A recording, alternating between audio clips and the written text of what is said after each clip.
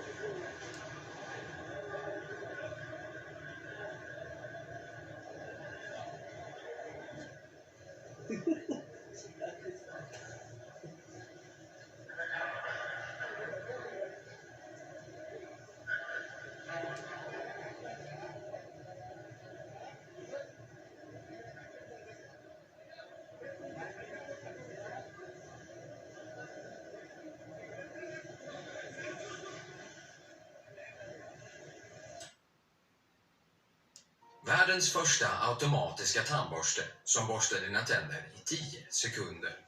Den skapades av en välkänd svensk tandläkare. Och det tog honom.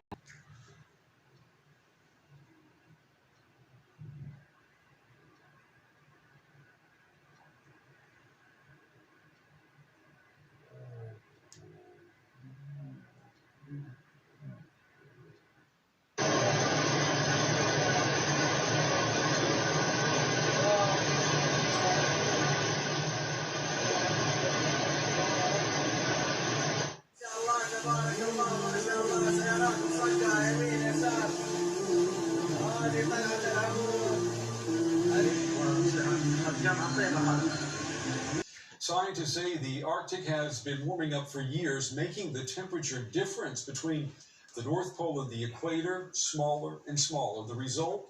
Warmer oceans fueling extreme weather events.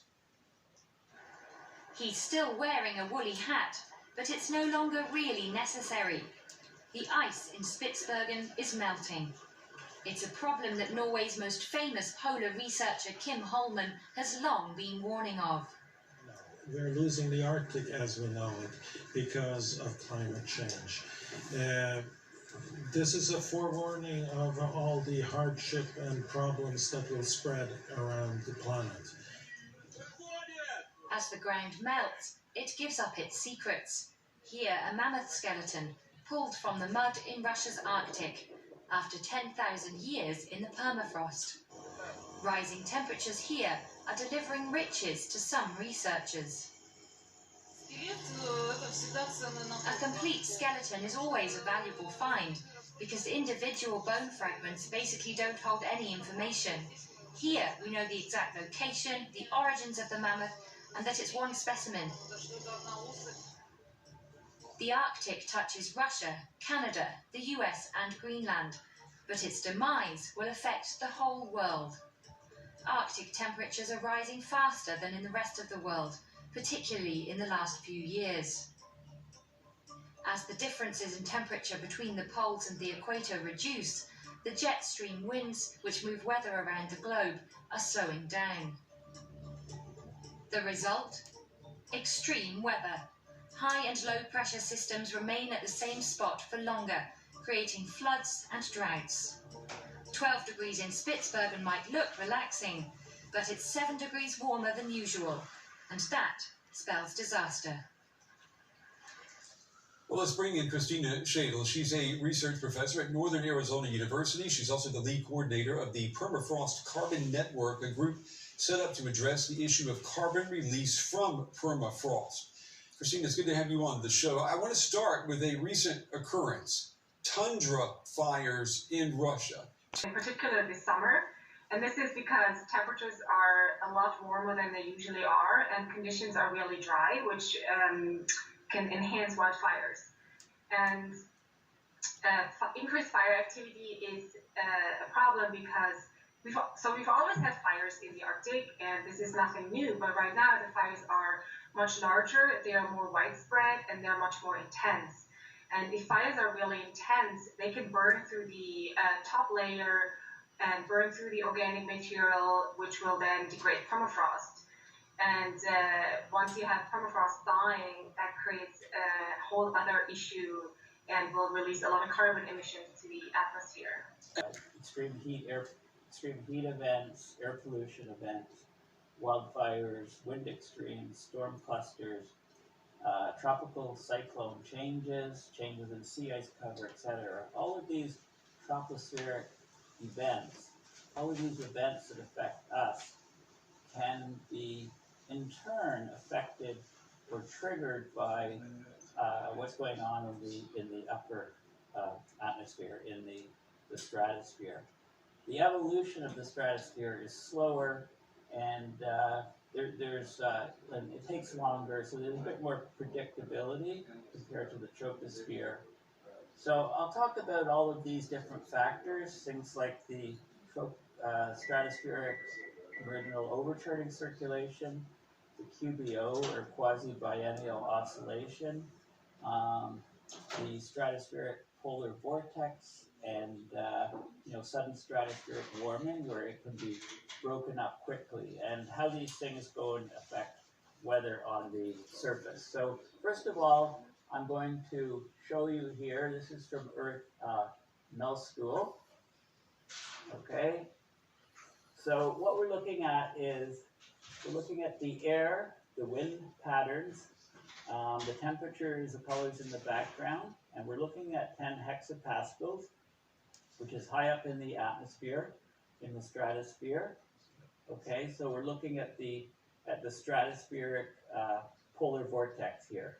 There's Greenland here, this is the North Pole, and we're looking at the polar vortex here. This is what it is right now as I'm filming this video. So December 28, 2020, this is a pattern that we see, and there's many predictions that we're going to get a sudden stratospheric warming, which will break up this vortex. So what will that look like? Well, I'm going to go back to this exact day, 3 years ago. So this is 2017, December 28, And you can compare the two situations. There are some differences, but the main features are there. So this is 2017, December 28th. If we click here, you can see the temperature's about minus 80 degrees Celsius there, and then it increases to about minus 40 or so out in this region. Okay, so now let's play forward. We'll go forward a day at a time, and you can see the changes that are occurring in the, and this is in so we're into 2018 here. So this is the splitting of the polar vortex and the sudden stratospheric warming from 3 years ago. So you can start to see two gears meshing here. So we're into the first week of January. I'm just cycling through a day at a time. You can see how the thing changes. So that's sort of mid-January. And you can see these distinct flattening of the main vortex here. We're getting to the end of January 2018 now. Okay. And we're into February. Now watch what happens. Okay, so there's a lot of day-to-day changes that are occurring. And this is the first week of February. Now we get this two distinct, we've got a splitting here of before we had a singular vortex, and now there's all these sub-vortices here. Okay, this is February 9th, 2018, going another day, the 12th, February 13th, February 14th, February 15th. And look at this pattern. This is an amazing pattern. And actually in this region, we reach above zero, 8.2 degrees Celsius in this region. Here we get a cold area, minus 56, and there's all temperatures in between. So the stratospheric polar vortex is completely shattered. In this case, we see 1, 2, 3, 4 sub-vortices, and we can continue on, and you can see that it's just a big mess, okay? It's nothing like, so it went from something that looked like this, okay, one polar vortex, to a whole bunch of sub-vortices. So what happened? We had a sudden stratospheric warming event, and we'll have a look at what that means and how it happened. First of all, you know,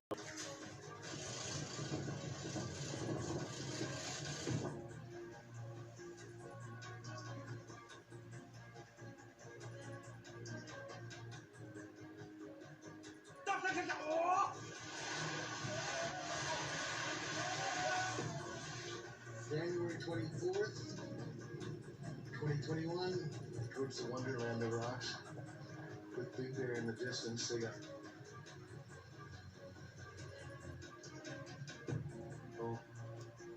took there several inches, about 4 or 5 inches.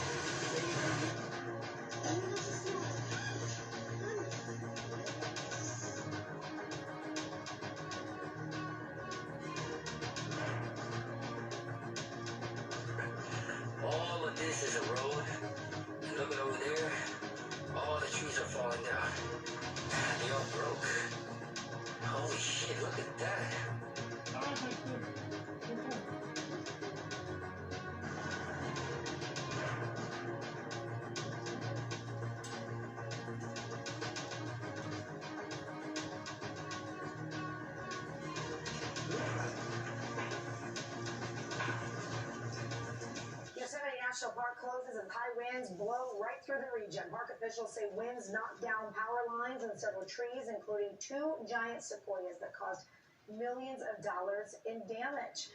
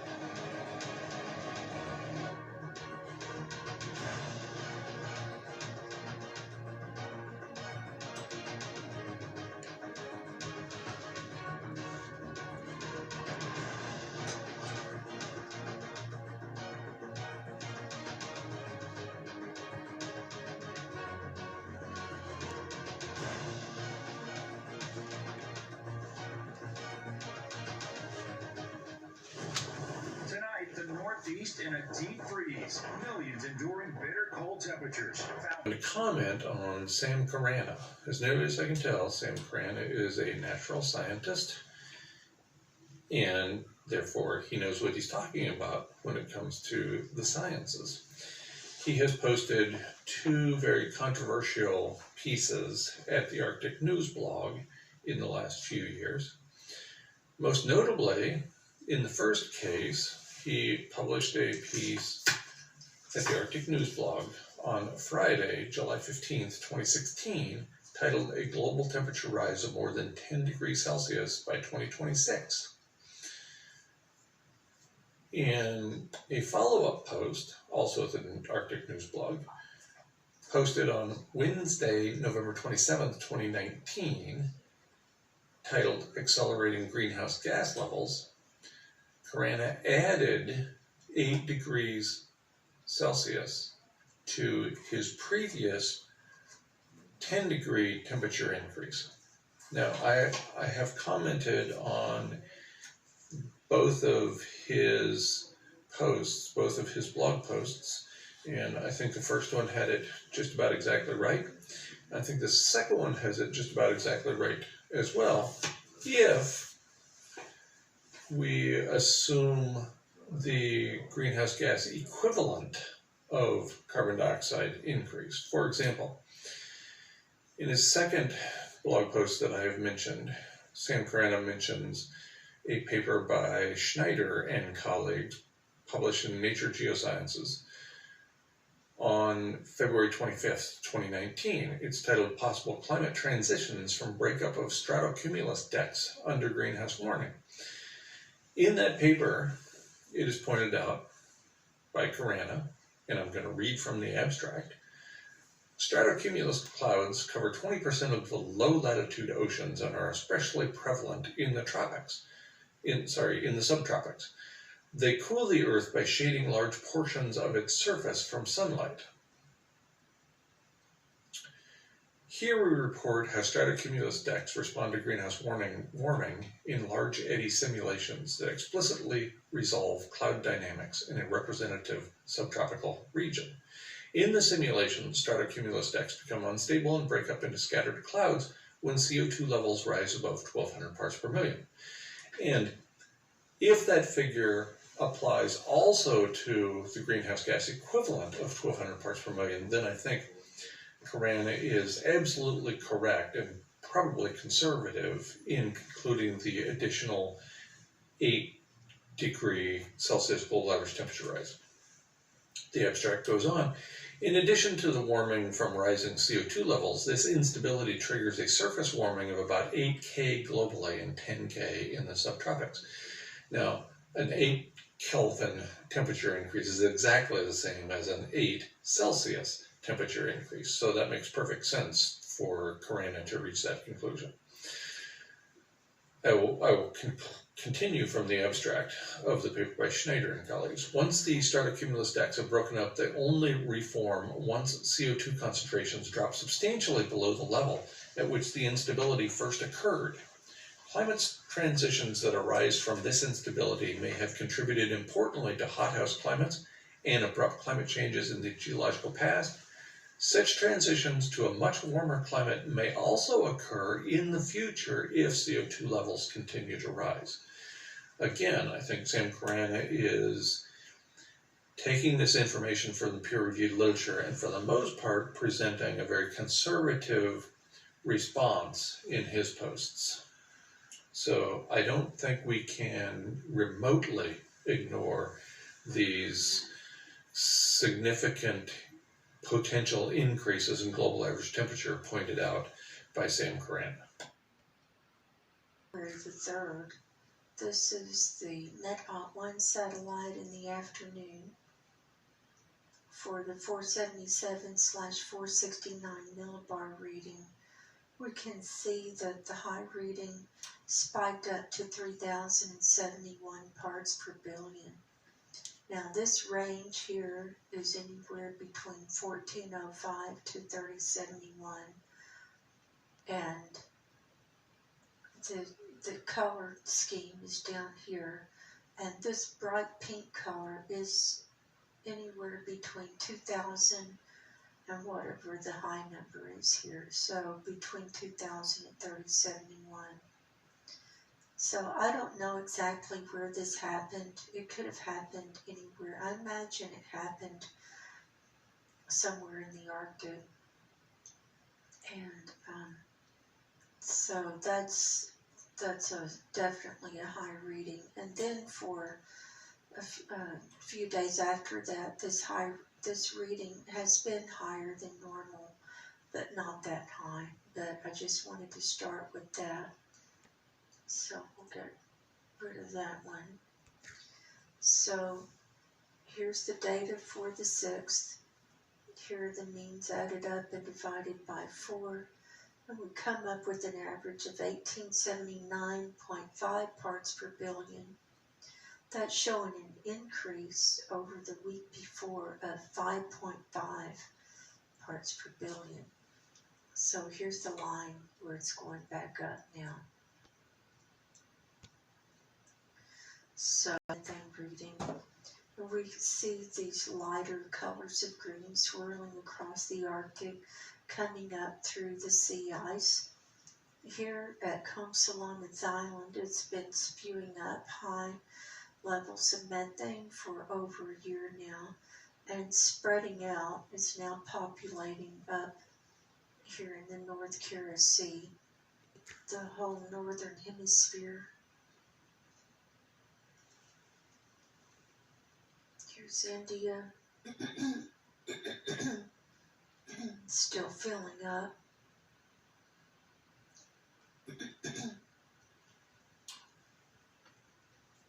Still streaming out in the Bengal Bay. See the waves move out here from China. Look at this coming out from China.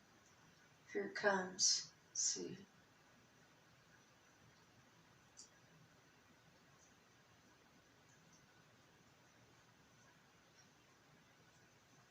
Here's the Persian Gulf. It's filled up. Europe, you're coming back to life. See the higher background color, the yellow. France, you're getting high readings again. UK, Germany, all these areas. Here's North America. You can see these waves just moving out. So we'll zoom in and look at this.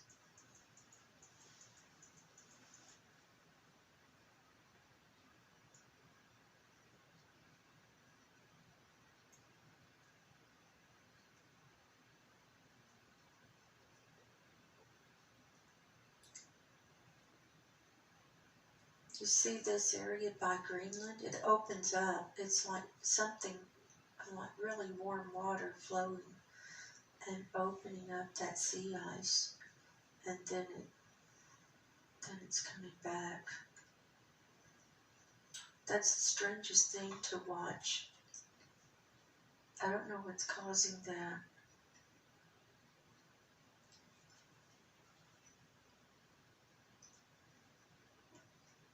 A lot of it is melted all the way up to the coastline, and there's on a lot of it there's an ice shelf, like right here in the Ross Sea. This is an ice shelf here.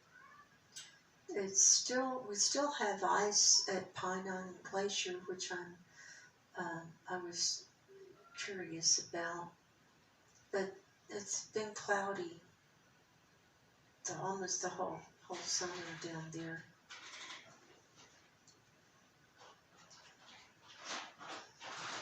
Now, typically, most of the ice does melt in their summertime, and then it refreezes. So here we go. This is the 30-day animation. We can see how much it's been melting and thinning out. I'll zoom in.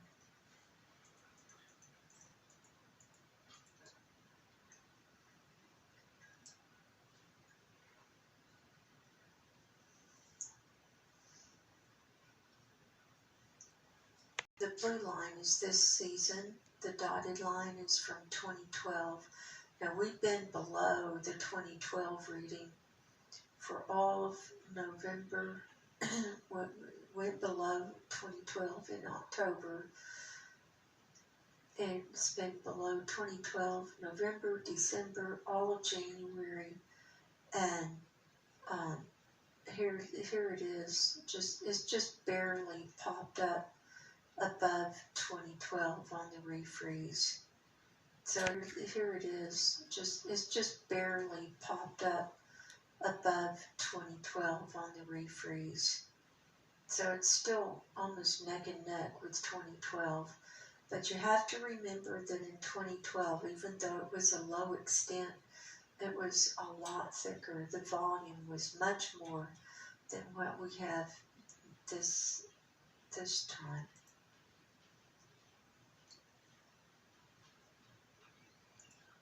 Here's the Antarctic. Again, blue marble view and concentration. We can see here's the brown line for the median, and see all that empty there, and empty sea ice extent. And the blue line is this year. The dark gray, this dark kind of greenish gray line is last year, and we have come below that line. And last year it was the lowest on record, so we're below that now for the extent. So that's how fast it's melted.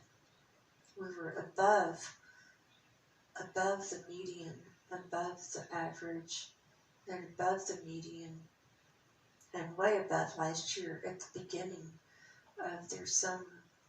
But look how fast it's melted. Now we're below. Result of what this article calls bad news, but I think is good news in terms of habitat for humans, we're on course to reach pre-corona emissions levels, at least in the short term. I'm not saying this is good news by any stretch of the imagination. Emissions are horrible and continuing, but lost aerosol masking has a much more abrupt impact and a much more negative impact in the short term. This year is also the second hottest on record. After 2016, 2020 has witnessed extreme temperatures in the Arctic, record-breaking wildfires in Australia, hurricanes in the Atlantic, including, for instance, the relentless back-to-back Category 4 hurricanes that pounded Central America in November of this year, and flooding in several parts of Southeast Asia and Africa, leading to the displacement of millions of people. Abrupt climate change is fully underway, in other words, and this is one of the few articles to actually acknowledge it. This article in the Indian Express is ahead of most of the corporate media on this topic.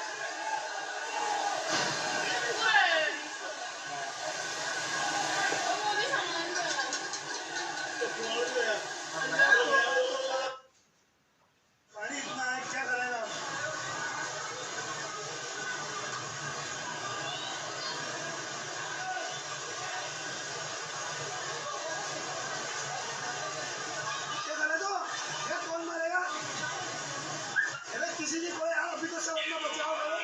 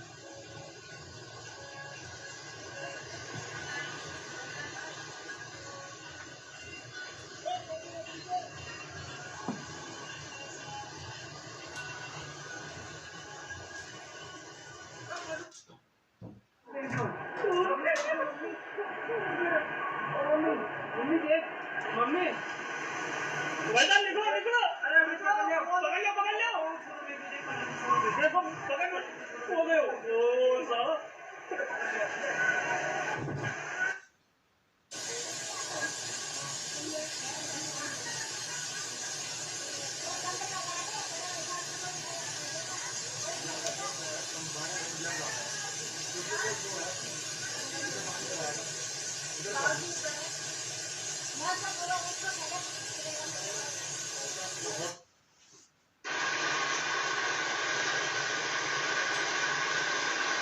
देखिए जयपुर के ब्रह्मपुरी क्षेत्र में भारी वर्षा जिसमें कई गाड़ियां डूब चुकी हैं।